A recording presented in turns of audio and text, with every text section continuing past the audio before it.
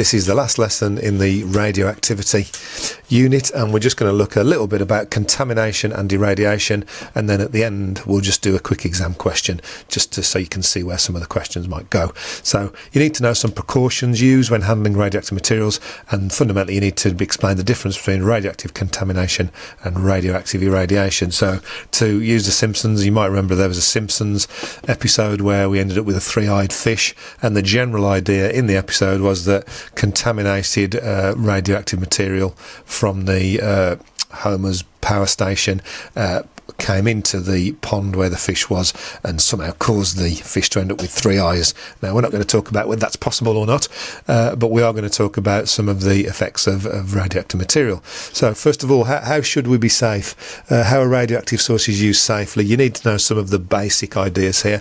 Radioactive materials could be dangerous to handle if no precautions were taken. Some of the precautions are in place because people could become contaminated. So when something is contaminated, it literally means that they have some of the radioactive material on them or on their clothing. It doesn't mean to say that they are radioactive. It means to say that they have been contaminated with something that is radioactive.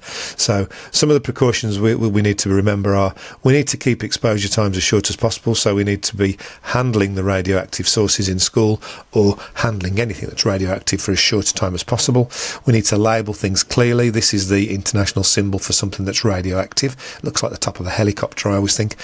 Store radioactive sources in shielded containers. So you've looked at things like lead, which will stop gamma radiation, so you need to store things in suitable containers. And you always need to handle radioactive materials at a distance, because you know that the radiation is causes less problems when you put a distance between you and the radioactive material. So if you use tongs, which are like long tweezers to handle things, it does get a lot better.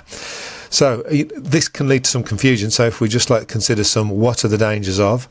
If you've eaten a strawberry that's been irradiated, is that dangerous?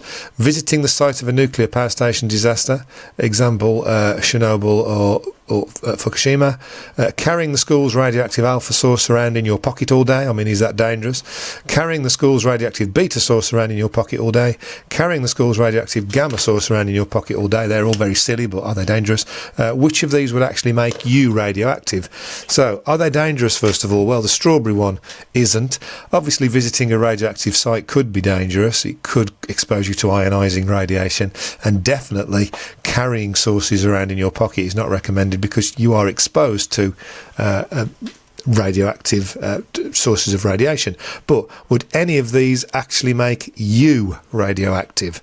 And no, none of them. None of them will make you radioactive. Yes, they are dangerous, most of them, but none of them will make you radioactive, okay? And that's because none of these could really contaminate. I suppose if you visited a nuclear power station disaster, there is a chance you might get contaminated with something. And if the radioactive source in your pocket somehow broke down and left some of it on you. But fundamentally, the idea here is that these are going to expose you to radiation, so they are dangerous, but they're not really going to make you radioactive. All right, so just to kind of really pin this down, we're going to say that radioactive contamination is the unwanted presence of materials containing radioactive atoms on other materials. So this is you getting something on you. The hazard from contamination is due to the decay of the contaminating atoms. The type of radiation emitted affects the level of hazard. Okay, so if it was an alpha source and it was outside your body, you know that alpha radiation can't get through skin, but beta can, and also gamma can. Irradiation is the process of exposing an object to nuclear radiation. The irradiated object does not become radioactive. So as you go through this, just make sure when I'm using all these words in red that you are happy that you can use them confidently. Okay, and this does lead us to the question, are you radioactive anyway? And you may have looked at the idea of background radiation. And background radiation, anything that is alive is giving off radiation based on carbon-14. So in some ways you are already radioactive. Okay, just to finish then, an exam question. This was the disaster in Japan, the Fukushima disaster. There's a question on the real event. So this is a picture of what actually happened, and it was a part of the a tidal wave. An earthquake caused a tidal wave, and part of the reactors went into meltdown, and there was fires, and lots of contaminated water went into the ocean, etc. So if we have a look at an exam question, in 2011 an earthquake caused severe damage to a nuclear power station in Japan. This damage led to the release of large amounts of radioactive iodine-131 into the atmosphere. The table gives some information. We've got the mass number, the protons and the neutrons. We've got to complete the table.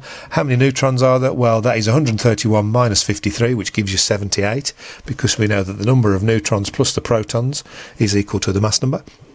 Complete the sentence. The number of protons in an atom is called the proton number or the atomic number. An atom of iodine-131 decays into an atom of xenon by emitting a beta particle. The decay of iodine-131 can be represented by an equation. Complete the equation. So you know with this we have a neutron turning into a proton, so 53 needs to go to 54. That's the number of protons. But because a neutron turns into a proton, the mass number doesn't change, so that stays at 131. Alright, a sample of rainwater contaminated with iodine-131 gives a count rate of 1,200 counts per second. How many days will it take for the count rate for the sample of rainwater to fall to 75 counts if the half-life is 8 days? So we're going here from 1,200 all the way down to 75. So let's just do some halves. 1,200 divided by 2 is 600, divided by 2 is 300, divided by 2 is 150, divided by 2 is 75. So if you count those, that's 1, 2, 3, 4 half-lives, and the half-lives are 8 days each, so that's 32 days.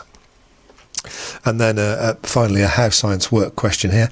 If people drink contaminated water with iodine-131, the iodine-131 builds up in the thyroid gland. This continues until the thyroid is saturated with iodine-131 and cannot absorb any more. The radiation emitted from the iodine could cause cancer of the thyroid. In Japan, people were given iodine tablets containing a non-radioactive isotope of iodine.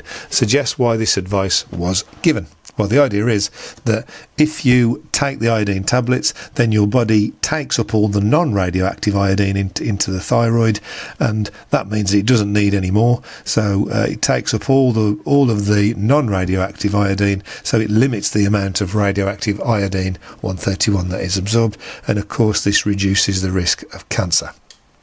Okay, so hopefully you can see how an exam question can pull together lots of the things you've studied in the radioactivity module.